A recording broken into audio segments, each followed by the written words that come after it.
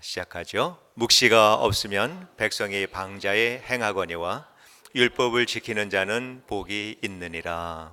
아멘. 바울은 빌립보서 3장 13절과 14절 말씀에서 이렇게 말을 합니다. 형제들아, 나는 아직 내가 잡은 줄로 여기지 아니하고 오직 한 일, 즉 뒤에 있는 것은 잊어버리고 위에 있는 것을 잡으려고 표대를 향하여 그리스도 예수 안에서 하나님이 위에서 부르신 부름의 상을 위하여 달려가노라. 빌립보서는 우리가 아는 대로 바울이 감옥에 갇혔을 때 빌립보 교회에 보낸 편지입니다.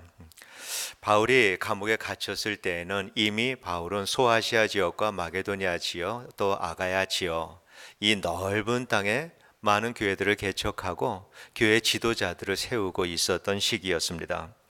그 일을 하면서 바울이 죽을 뻔한 이 일들이 얼마나 많이 있었습니까? 채찍에 맞고 몽둥이에 맞고 감옥에 갇히고 강도를 만나고 돌에 많이 맞아서 사람들이 죽은 줄 알고 갖다 버리기도 했습니다. 그러나 그 다음 내려는 다시 일어나서 복음을 전하는 이 바울의 모습을 우리는 사도행전을 통해서 보게 됩니다. 성령께서는 이렇게 사역을 하던 바울을 불러서 예루살렘으로 올라가야 할 것을 말씀을 하셨습니다. 바울은 예루살렘에 올라가야 된다라고 하는 의미를 잘 알고 있었습니다. 그곳에 올라가면은 고난이 기다리고 있고 죽을 줄도 모른다라고 하는 그것을 바울은 잘 알고 있었습니다. 그거를 알고 있는 기도하는 종들은 바울에게 올라가지 말라고, 올라가면 큰일 난다고 바울을 만류했지만은, 그러나 바울은 성령의 뜻이면은 생명을 내놓고 살아갑니다. 그래서 모든 것을 내려놓고 또 예루살렘으로 올라갑니다.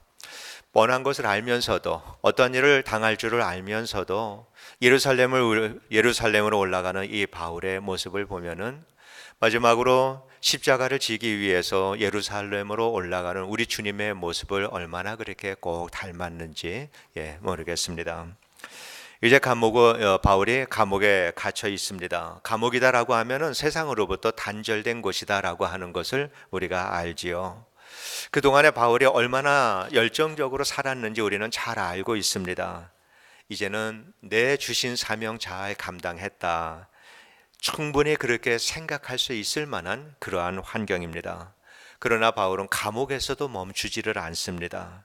내가 잡은 줄로 여기지 않고 죽음을 무릅쓰고 복음을 위하여 달려가며 이룬 이때까지 많은 모든 일들을 다 잊어버리고 오직 이방인의 사도로 부름받은 그 사명을 감당하기 위해서 달려가노라. 감옥에서 한 말입니다. 내가 잡은 줄로 여기지 않고, 이 말씀은 다메섹에서 예수 그리스도께서 바울을 꽉 잡았습니다. 하나님께서 바울을 꽉 잡았습니다.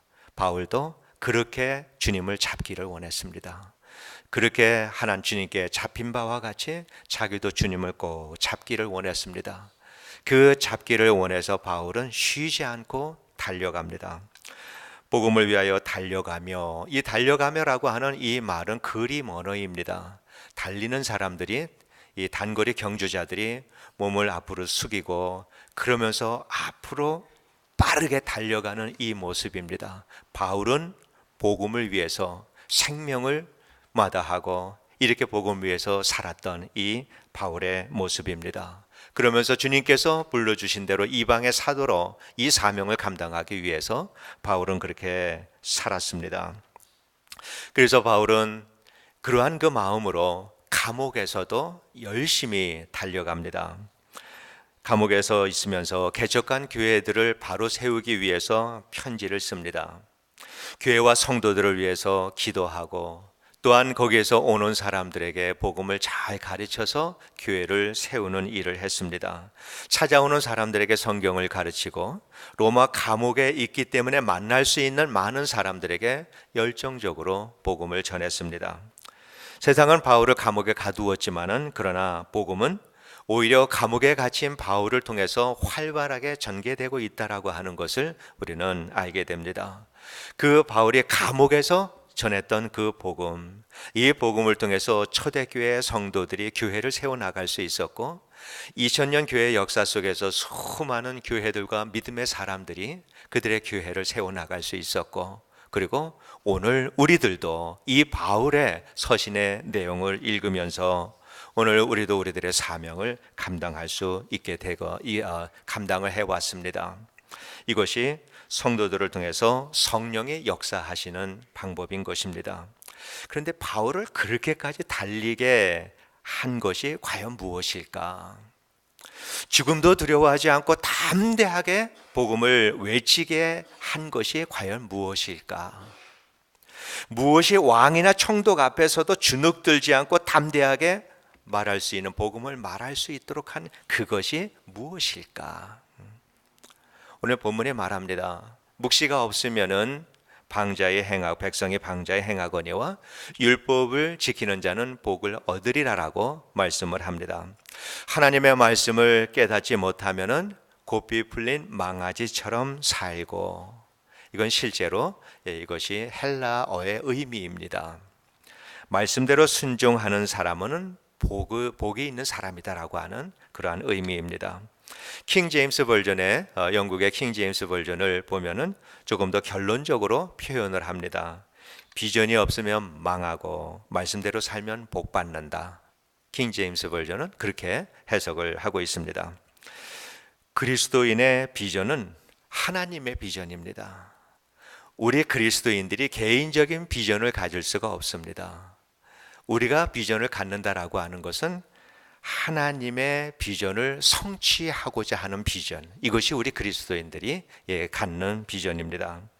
하나님께서는 각 사람에게 다양한 은사를 허락해 주셨고, 그래서 하나님의 비전을 그 은사를 통해서 우리는 성취하는 일에 쓰임을 받는 사람들입니다. 그 하나님의 비전이 무엇인가? 세상을 비추라는 것입니다. 홈디포에 가면은 다양한 전구를 팝니다. 어떤 전구 모양도 다양하고 색깔도 다양하고 밝기도 다양하고 용도에 따라서 다양한 전구들이 정말 수백 종류, 수천 종류의 전구들이 홈디포에 가면은 있습니다. 그런데 다 그렇게 많은 종류가 있다 하더라도 전기를 연결했는데 그 소켓에 전구를 넣었는데 빛이 비치지 않는다면 그거는 전구가 아니라 쓰레기죠. 우리 하나님께서는 우리에게 각기 다양한 은사를 허락해 주시고 환경을 허락해 주셔서 그 일을 감당하고 살라라고 하십니다. 어느 곳에 있든지, 때로는 어떤 사람들은 사람들의 눈에 보기에 큰 역할을 감당을 하고 다양한 일들을 해가면서 그 일들을 통해서 빛을 비춰라, 진리의 빛을 비추라라고 하는 것이 하나님께서 우리에게 당부하신 그러한 우리의 마음속에 새겨주신 비전이고, 우리가 이 비전에 따라서 빛을 비추는 삶을 살아갈 때 그때에 우리는 그리스도인답게 살아가는 것입니다.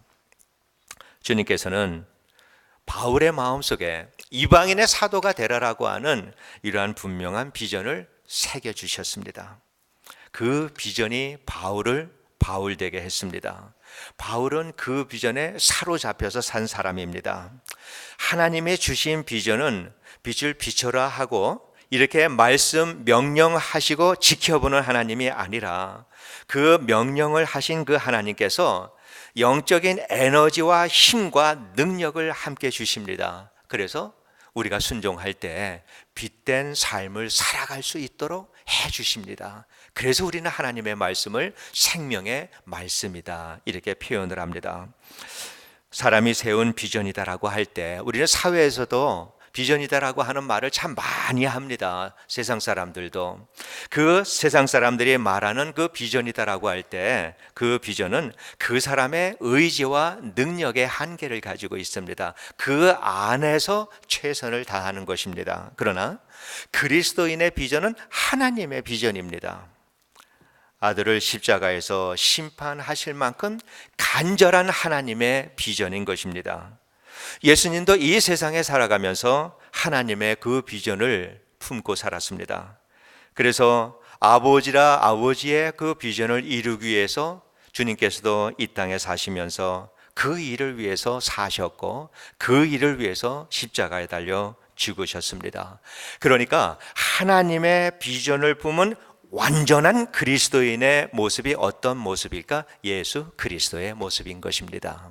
그래서 우리는 주님의 모습을 볼 때 하나님의 비전에 사로잡힌 완전한 그리스도인, 온전하게 성화된 그리스도인, 이 모습을 우리가 볼 수 있는 것이죠. 사도 바울도 예수 그리스도 안에서 하나님의 비전을 품고 살았던 사람입니다. 그리고 그동안의 교회의 많은 이 교회의 그 역사 속에서 위대한 신앙인들이 많이 있습니다. 이 신앙인들이 위대한 신앙인으로 살아갈 수 있었던 것도 그들이 하나님의 비전을 품고 살았기 때문입니다. 세상을 비추어서 온 세상 사람들이 하나님께로 나오는 이 비전을 품고 살았던 사람들이 위대한 삶을 살 수 있었던 것입니다. 그래서 바울의 열정은 그 사람이나 그 사람의 이 바울의 성격이나 아니면 그 사람이 본래 가지고 있는 어떤 그 열정 때문에 바울이 그렇게 산 것이 아니라 이방인을 구하기 원하시는 하나님의 열정을 그가 품기 때문에 그렇게 살았다라고 하는 것을 우리가 알 수가 있습니다. 바울은 그 하나님의 열정에 사로잡혀 있습니다. 우리가 성경을 보면서 에덴 동산에서 사람들이 이 쫓겨난 이후에 보면은 하나님께서는 늘 사람들 곁으로 오십니다. 그러면서 이들이 다시 하나님 앞으로 돌아오는 이러한 이 마음을 가지시고 하나님께서는 계속 사람들 곁으로 오십니다. 사람들이 하나님 내게 와 달라고 한 번도 부탁 안 합니다. 하나님께서 먼저 오십니다. 하나님께서 먼저 오셔서 이렇게 하면은 내가 용서해 줄게. 이렇게 하면은 내가 너희와 함께 있을 수 있어. 성막을 지어라, 성전을 지어라. 이 모든 것들이 하나님께서 이 세상의 모든 사람들을 하나님 안으로 다 불러들이기 위한 하나님의 노력입니다. 하나님의 열정입니다. 바울은 그 하나님의 열정을 알았기에 그러한 삶을 살 수 있었던 것입니다. 바울이 디모데후서 4장 7절과 8절에서 나는 선한 싸움을 싸우고 나의 달려갈 길을 마치고 믿음을 지켰으니 이제후로는 나를 위하여 의의 면류관이 예비되었으므로 주 곧 의로우신 재판장이 그날에 내게 주실 것이며 내게만 아니라 주의 나타나심을 사모하는 모든 자에게도니라. 자, 이 말씀은 바울이 로마 감옥에 두 번째로 갇혔을 때 디모데에게 보낸 서신의 내용입니다. 그때는 바울이 나이가 많이 들었습니다. 이제 참 노인이 되었습니다. 죽음이 시시각각 다가오고 있다라고 하는 것도 알고 있었습니다. 바울이 디모데에게 나의 달려갈 길을 마치고 믿음을 지켰다라고 말하고 있는 이것은 이제는 내가 복음을 전할 만큼 다 전했다. 전할 만한 사람들에게 내가 다 전했다. 이러한 그 의미가 아닙니다. 그 바울의 고백은 주님께서 십자가에서 달리셨을 때 내가 다 이루었다라고 하는 맥락과 같이 하는 말씀입니다. 하나님께서 주님께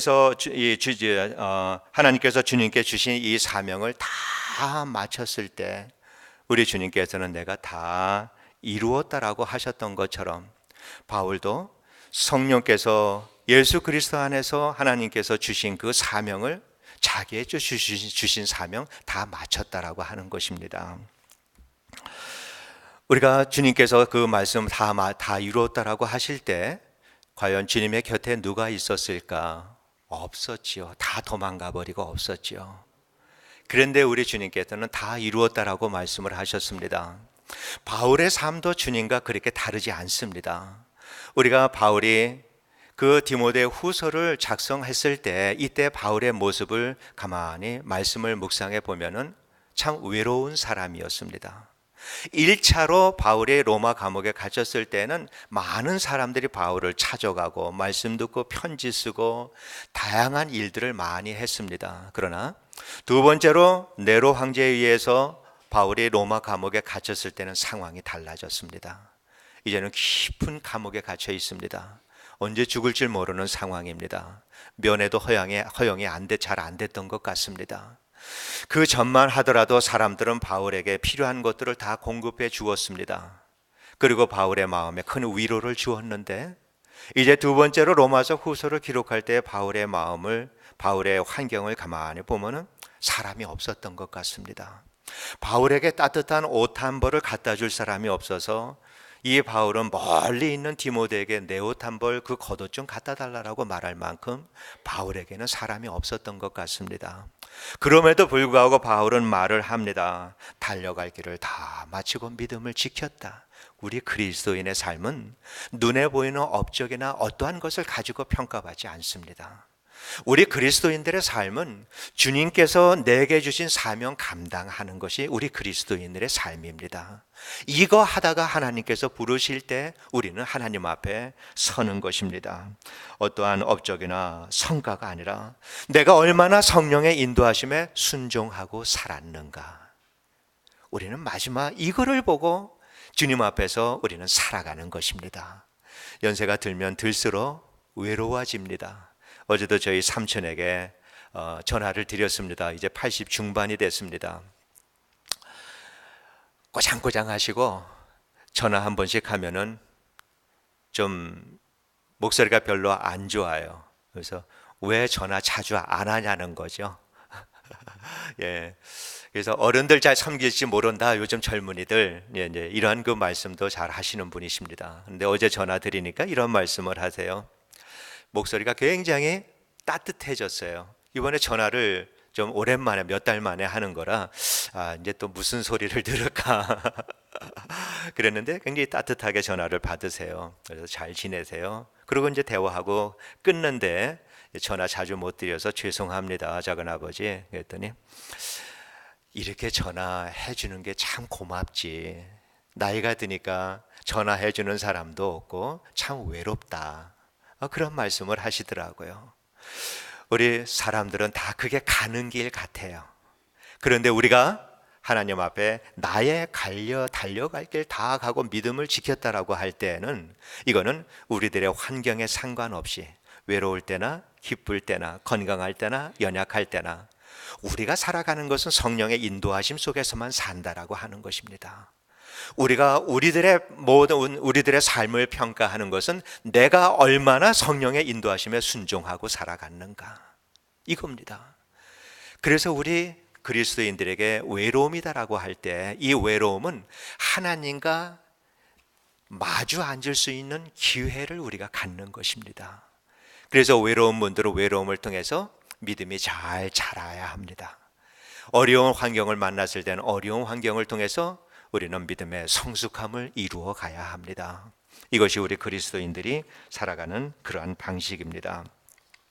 우리가 그러한 믿음을 분명한 확신을 가지고 우리는 오직 주님께서 내 마음에 새겨주신 비전을 가지고 살아간다라고 하는, 그래서 내가 어떤 업적을 남긴 것이 아니라 성령에 순종하서 살아간다라고 하는 이러한 분명한 믿음을 가지고 살아갈 때 내가 이 세상을 마치고 하나님 앞에 떠난다 하더라도 바울이 이 세상을 떠난 지가 2000년이 지났음에도 불구하고 여전히 바울의 충성스러운 사역을 통해서 온 세상의 교회와 그리스도인들이 그의 사역의 덕을 누리고 성령의 역사를 경험하고 살아가는 것처럼 우리가 성령의 역사에 쓰임을 받고 살아갈 때 우리는 늙어서 주님 앞에 간다 하더라도 우리를 통해서 역사하신 하나님의 그 역사는 주님이 다시 오시는 그날까지 역사하신다라고 하는 확신을 우리는 가지고 살아야 된다라고 하는 것입니다. 그래서 우리가 외롭지 않습니다.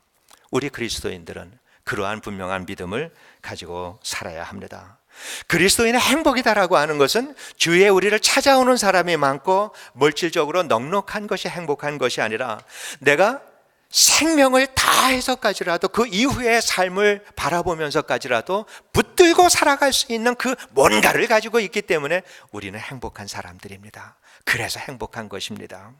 어떤 환경에 놓여져 있다 하더라도 이 환경이 열악하고 힘든 환경이든 아니면은 그렇지 않은 환경이라 하더라도 흔들리지 않는 인생의 목표를 분명히 가지고 그것을 올곧게 바라보며 살아갈 수 있는 그것을 가지고 있다면 이것이 우리들의 행복입니다. 이것이 정말로 우리 그리스도인들의 행복입니다. 그런 믿음을 가진 사람은 바울이 죽음이 시시에 가까우로 자기에게 다가오지만은 그이는 그 죽음을 바라보면서 두려워하거나 떨리는 것이 아니라 이것이 죽음이 자기에게 다가올 때 바울은 영광의 날을 바라보고 있는 이 바울의 모습 우리가 성경을 통해서 보고 있지 않습니까? 그래서 참 그리스도인들은 죽음을 두려워하지 않습니다. 왜냐? 죽음 너머의 영광스러운 그 모습을 우리가 믿음의 눈으로 바라보며 살기 때문에 그렇습니다. 세상에 이거보다 더 행복한 사람이 있을까요? 세상 사람들은 나이가 들수록 이제는 삶이 어두워져 가고 죽음에 대한 두려움들 또 외로움들을 안고 살아갑니다. 그러나 그리스도인들은 그렇지 않습니다. 연세가 많이 들어갈수록, 그러면서 믿음이 들어갈수록 삶이 밝아져야 합니다. 그리고 죽음 너머에 있는 영원한 나라를 우리는 바라보며 그렇게 살아야 합니다. 우리는 세상 사람들과 똑같은 환경 속에서 똑같은 일을 하면서 살아가고 있지만은 우리는 바라보는 것이 분명히 달라야 합니다. 왜? 그들이 가지고 있는 하나님의 비전을 품고 살아가는 사람들이기 때문에 그렇습니다. 그래서 사람들은 세상을 바라보면서 세상이 썩었다, 부패했다, 어둡다라고 말을 할 때 우리는 그 세상을 바라보며 그 세상을 밝혀야 되고 정화시켜야 되는 그 사명을 우리는 가져야 합니다. 세상이 이렇다, 어둡다, 정말 썩었다라고 말을 할 때 그렇지, 주님이 그래서 나를 구원하셨지, 주님이 그래서 나를 이 시대에 태어나게 해주셨지, 그래서 주님께서 나를 이 환경까지 인도해 주셨지, 이것이 우리들의 환경에 대한 해석이 되어야 합니다. 그래야 내가 서 있는 바로 그곳에서 우리는 세상을 비추는 우리들의 사명을 감당할 수 있는 것입니다. 이사야 2장에 보면은 회복된 이스라엘의 영광스러운 모습이 2장에 나옵니다. 수많은 여러 나라의 수많은 사람들이 여호와의 전을 향하여서 올라가는 이 모습, 이 환상을 이사야가 보여주고 있습니다. 하나님께서 이스라엘 백성들을 택하신 이유가 거기에 있죠. 모든 세상의 민족들이 이스라엘 민족을 보면서 하나님께로 나오라고, 그래서 열방의 빛으로 살라라고 이스라엘 백성들을 하나님께서 선택을 해 주셨습니다. 그것이 하나님의 비전입니다. 이 비전은 구약에서 구약시대뿐만 아니라 신약시대에도 동일한 비전입니다. 하나님께서는 이 일을 구원받은 하나님의 백성들, 참 이스라엘 백성들을 통해서 그 빛을 세상에 비추기를 원하십니다. 하나님께서는 그 일을 위해서 예수 그리스도 안에서 구체화시켜 주셨고, 이제는 예수 그리스도를 믿는 사람들을 통해서 그 일을 시작하셨습니다. 주님은 마태복음 5장 13절에서 우리 주님께서 공생애를 시작하시면서 그 많은 사람들을 모아놓고 가르쳐 주신 그 말씀 속에 분명히 이렇게 말씀을 하셨습니다. 너희가 세상의 빛이라. 세상을 밝히는 것, 이것이 모든 그리스도인들의 동일한 비전입니다.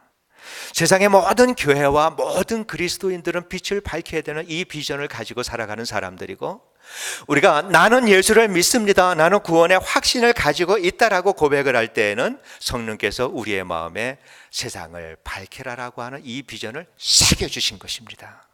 이거는 모든 그리스도인들이 새기고 품고 살아가야 되는 그러한 사명입니다.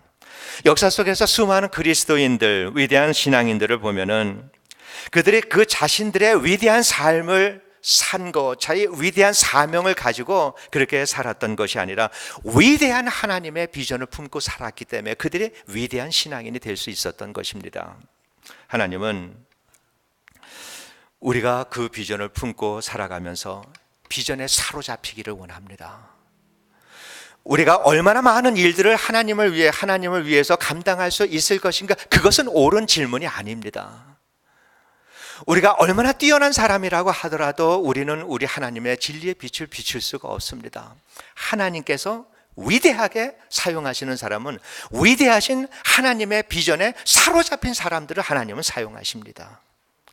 우리들의 가지고 있는 능력이 얼마나 되는 것에 대해 그거를 하나님께서는 보시는 것이 아니라 하나님의 비전을 얼마나 품고 살아가면서 하나님의 비전을 향한 열정을 얼마나 가지고 살아가느냐에 따라서 하나님은 그 사람을 위대하게 사용하십니다. 이게 하나님의 방식입니다. 그래서 우리 그리스도인들은 세상 사람들과는 말하는 것과 사는 것이 달라야 합니다. 교회는 사람들하고 세상 사람들과는 다르게 살아가는 사람들이 모인 곳이 교회입니다. 이러한 것을 모르는 사람들을 우리는 부지런히 전도해서 교회로 모셔다가 하나님의 비전을 품고 살아가는 그리스도인의 삶이 어떤 것인지 그분들에게 보여줘야 되는, 교회는 먼저 예수를 알고 믿은 사람들이 그거를 보여줘야 되는 책임이 있는 것입니다. 세상에서 말하는 일들을 그대로 교회에 와서 말하고, 또 세상에서 문제를 풀어가는 모든 일들 그 방식대로 그대로 교회에서 문제를 풀어간다면은 교회는 그것이 신앙의 공동체가 될 수가 없는 것이지요. 우리는 찬양을 하더라도 노래방에서 노래하는 사람들과는 다른 마음과 고백을 가지고 찬양을 합니다. 우리는 말씀을 들을 때 이것을 강연이다라고 강연으로 듣는 것이 아니라 하나님의 말씀으로 우리는 이 말씀을 듣는 것입니다. 우리가 친교 시간에 친교를 하는 것도 때가 되어서 밥을 먹는 것이 아니라 우리는 성도들을 섬기기 위해서 수고하는 주의 종들이 차려주시는 성도의 교제의 식탁으로 우리는 받아야 합니다. 그래서 우리가 이거를 조금 더 확장시켜서 해석을 한다 그러면은 우리의 친교는 초대교회의 성만찬이다라고 그렇게 우리가 이해를 해야 합니다. 그래서 우리의 대화는 세상적인 대화가 아니라 우리는 그리스도인의 신앙적인 대화를 나누어야 합니다. 그래서 우리가 모인 곳에서는 언제든지 다른 이야기, 특별한 이야기, 하나님의 간섭이 있는 이야기들, 이러한 것들이 우리를 통해서 나누어져야 합니다. 그래서 서로 친교 시간에 교제를 나누면서 어려움 당한 사람들이 그 시간을 통해서 교제하며 위로를 받아야 되고, 때로는 밥을 먹다가 숟가락 놓고 손 붙들고 서로 위에서 기도하는 일들도 일어나야 되고요. 교회에서 하나님의 비전을 말하기 시작을 하면은 교회가 밝아질 수밖에 없습니다. 왜냐? 우리 안에 있는 하나님의 빛이 우리를 통해서 나오기 때문에 그렇습니다. 얼마 전에 신문을 보다가 정말 마음 아픈 이러한 그 내용을 통계를 본 적이 있습니다. 1.5세와 2세들이 교회를 많이 떠나고 있다라고 하는 것은 여러분 우리 모두가 잘 아는 사실입니다. 그런데 떠나는 가장 큰 이유가 뭔가를 적어놨는데 그 2세들이 하는 얘기가 1세 교회로부터는 비전과 희망이 보이지 않습니다. 이게 떠나는 이유예요. 1세들이 신앙생활을 하는 그러한 모습 속에서 비전과 희망이 보이지 않기 때문에 1세 교회를 떠나는 자녀들이 그렇게도 많다라고 하는 것입니다. 그리고 두 번째 이유가 교회가 하는 일들이 시대적으로 뒤떨어져 있다라고 그렇게 말을 합니다. 그렇게 되었기 때문에 교회와 자신들의 살아가는 세상과는 이제는 많은 차이를 가지고 있다라고 하는 거죠. 교회에서 힘을 얻어서 사회에 나가서 믿음으로 살아갈 수 있는 이러한 그 힘과 도전과 이러한 그 결단이 교회로부터 공급받지 못하기 때문에 2세와 1.5세들이 교회를 떠나고 있다. 신문이 그렇게 말을 하고 있습니다. 다른 교회들의 이야기일까? 우리들은 2층에 아이들이 예배를 드리고 있는데 거기에 보면은 별로 젊은 영어권자들이 없습니다. 그런 거를 보면서 요즘 젊은 애들이 정말 교회를 잘 안 다녀. 우리가 그렇게만 생각할 수 없다라고 하는 거죠. 우리는 그 아이들을 보면서 애들이 철이 없어. 교회를 몰라. 교회를 안 다녀. 요즘 애들은 신앙에 관심이 없어. 우리들은 그렇게 생각할지 모르지만은 그 아이들은 우리들을 보면서 비전과 희망이 없는 사람들이 신앙생활 하고 있다라고 그렇게 말을 하고 있다라고 하는 것입니다. 그렇게 하다 보니까 1세들의 교회들은 이제는 점점 나이가 많으신 분들로 채워져 가고 있습니다. 2세들은 떠나가고 많은 교회들이 문을 닫고 있는 교회들이 얼마나 많은지 모릅니다. 지난번 침례교 총회에 가서 보니까 문 닫은 교회가 수십 군데가 있더라고요. 빠르게 문을 닫고 있고요. 그 현재 있는 교회들 중에 80% 이상이 주일학교가 없는 교회들입니다. 그보다 더 많은 교회들이 EM이 없는 교회들입니다. 이러한 것들이 점점 더 많아지고 있다라고 하는 거. 과연 우리 교회는 여기에 해당되지 않는 교회인가에 대해서는 우리가 깊이 생각을 해보아야 합니다. 1세들은 2세들이 떠나가고 많은 교회들이 이렇게 비어가고 있는데, 그런데 한이 이민 사회의 통계를 보면은 1.5세와 2세들 영어권의 이 사람들이 1세들의 숫자를 넘어선 것은 20년도 넘습니다. 지금은 1.5세와 2세들이 훨씬 많습니다. 우리가 1세들이 여기에서 이렇게 큰 예배당에서 예배를 드리고 2세들 몇 명이 2층에서 예배를 드린다라고 하는 거가 그만큼 잘못된 거거든요. 건강한 교회고 정말 우리 1.5세와 2세들이 예배를 잘 드리는 교회고 우리 1세들이 그들에게 좋은 신앙의 전통을 우리가 잘 가르쳤다면은 바뀌어야 되는 거죠. 숫자적으로 볼 때. 우리가 2층에 올라가야 되고 EM이 여기에서 가득히 채워져서 예배를 드리는 교회, 이것이 사회학적으로는 그 현상으로는 맞는 것입니다. 우리는 달라져야 합니다. 변해야 합니다. 우선 우리들의 마음부터 변해야 합니다. 우리가 1.5세와 2세들을 위해서 그럼 우리가 무엇을 해야 될 것인가? 먼저 손을 걷어붙이고 나갈 것이 아니라 우리가 우리의 마음속에 분명한 하나님의 비전을 우리는 가지고 있는가, 이거를 먼저 점검을 해야 합니다. 세상에서 빛을 비추라라고, 빛이 되라라고 하는 이 하나님의 명령에 대해서 정말 그것이 나의 비전으로 내 삶 속에 나는 분명히 확신하고 살아가는가. 하나님의 비전이 내 안에 확실할 때 우리는 1.5세, 2세 또한 이 지역사회에 대한 많은 일들을 하나님께서는 할 수 있도록 우리의 길을 열어주실 것입니다. 지혜를 주실 것이고 우리에게 능력을 주실 것입니다. 비전을 새롭게 하면, 우리들의 마음속에서 비전을 새롭게 하면 하나님께서 우리들의 상황을 변화시켜 주십니다. 우리는 교회의 비전이 무엇이냐라고 묻는 분들이 간혹 계십니다. 그러나 교회의 비전이 무엇이냐라고 묻을 것이 아니라 여러분의 삶의 마음에 새겨주신, 주님께서 새겨주신 하나님의 비전을 새롭게 해야 합니다. 교회가 하고자 하는 일에 대해서 여러분이 따라오는 것이 아니라 여러분이 이러한 그 하나님의 비전 성취를 위해서 하는 그 일에 대해서 교회가 서포트해야 합니다. 교회가 밀어드려야 되고 교회가 여러분들을 도와드려야 합니다. 그래서 한 분 한 분이 하나님의 비전을 가지고 살아가는 이러한 일을 해나갈 수 있도록 우리 교회는 그 일을 감당을 해야 되고 우리 사역자들이 그 일을 지금 조금씩이라도 준비를 해나가고 있습니다. 어떻게든지 우리 성도니 한 분 한 분의 이러한 그 하나님의 비전 성취를 위해서 정말 최선을 다하는 삶을 살아갈 때, 그렇게 살아갈 때 그분의 삶의 현장 환경 속에서 그러한 삶을 살아갈 때 그분들이 모여서 오늘의 우리 교회를 든든하게 세워가고 교회를 회복시켜 나가는 것입니다. 우리는 세상을 비추어야 합니다. 언제까지? 주님 앞에 설 때까지. 이거는 우리가 평생 가지고 있는 이러한 우리들의 사명입니다. 세상을 비추고자 하는 거 우리들의 열정이 아닙니다. 우리들의 의지가 아니라 하나님의 열정입니다. 그렇기 때문에 우리가 하나님의 열정에 사로잡히면은 하나님께서 우리를 사용하셔서 이 세대의 어두운 이 세대를 비추는 이 일을 하나님께서 감당을 하십니다. 우리로 하여금 위대한 신앙인의 삶을 살아갈 수 있도록 하나님께서 우리를 사용을 하십니다. 비전이 없으면 망합니다. 우리는 주님의 비전을 품고 살아야 합니다. 우리 교회가 주님의 비전을 품고 살아야 합니다. 비전이 없으면 교회도 망하고 여러분의 삶도 망하고 자기도 망하고 옆에 있는 사람도 망하게 하고, 우리의 심장은 비전으로 하나님의 비전 때문에 뛰어야 합니다.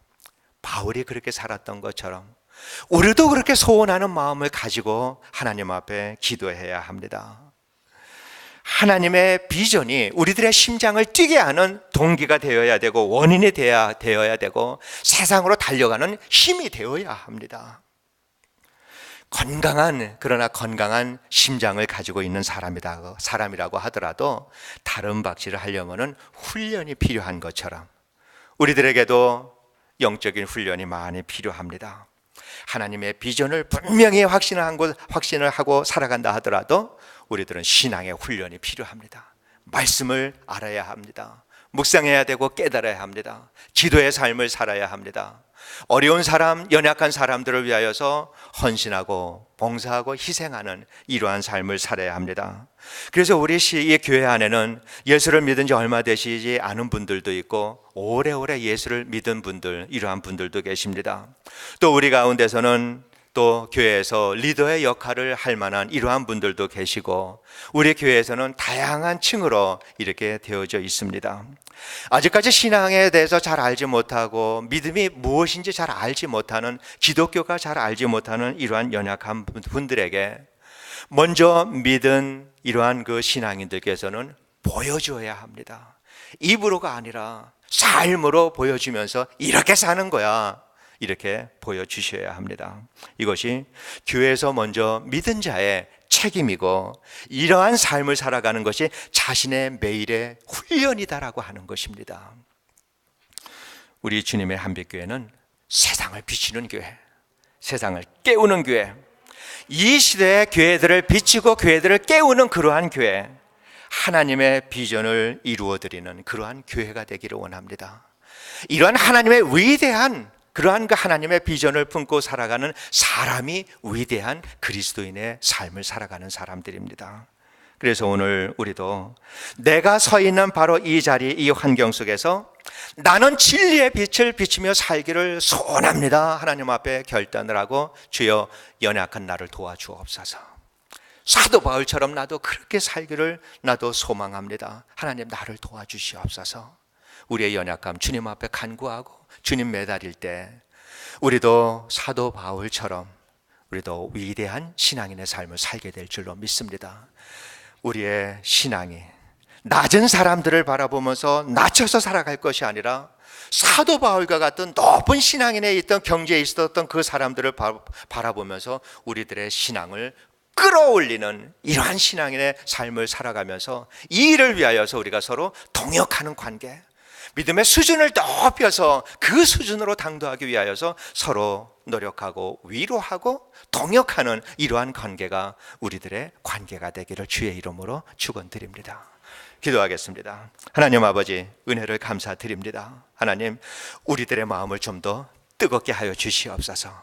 내 안에 십자가의 보혈로 새겨주신 하나님의 그 비전을 하나님 확신하고 그 일을 붙들고 살아가는 저희들 되게 하여 주시옵소서. 바울이 자기의 생명 마치 내동댕이 치고 살아간 하나님의 비전을 위하여서 살아갔던 것처럼 하나님, 우리도 그러한 삶을 살아갈 수 있도록 우리를 도와주시옵소서.